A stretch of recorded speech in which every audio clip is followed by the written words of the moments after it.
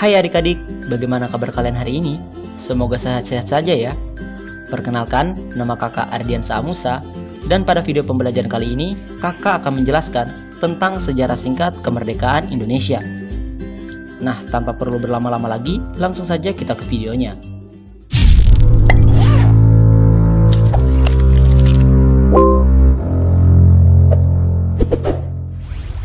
Perlu diketahui, nama Indonesia sendiri baru digunakan pertama kali saat Kongres Pemuda kedua pada tanggal 28 Oktober 1928. Jauh sebelum itu, wilayah yang kini disebut Indonesia lebih dikenal dengan sebutan Nusantara.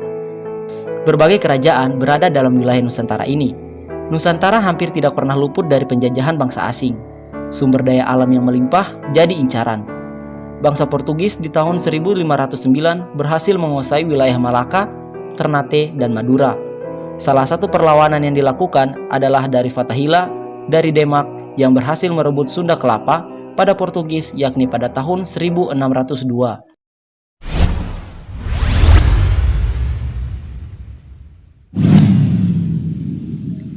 Setelah Portugis, Belanda kemudian ke wilayah Banten dalam pimpinan Cornelis de Houtman.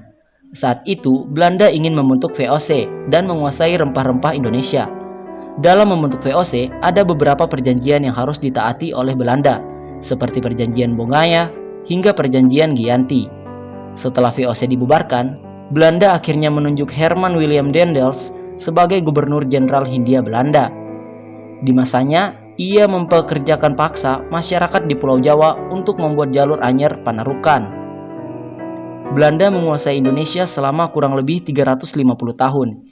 Hingga akhirnya Jepang masuk ke Indonesia dan menyerang Belanda hingga menyerah tanpa syarat.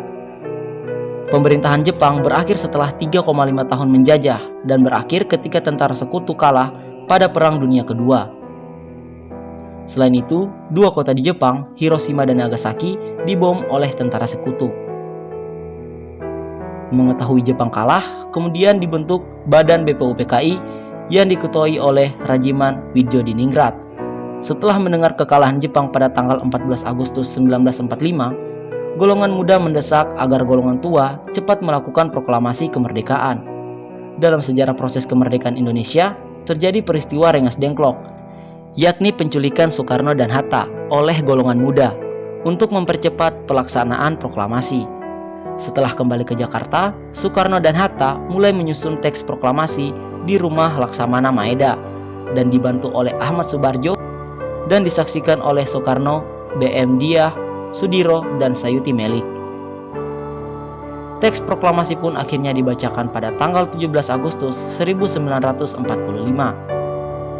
Sejarah Indonesia setelah merdeka ialah mengesahkan dan menetapkan Undang-Undang Dasar sebagai dasar negara Republik Indonesia, yang akhirnya dikenal masyarakat sebagai Undang-Undang Dasar 1945.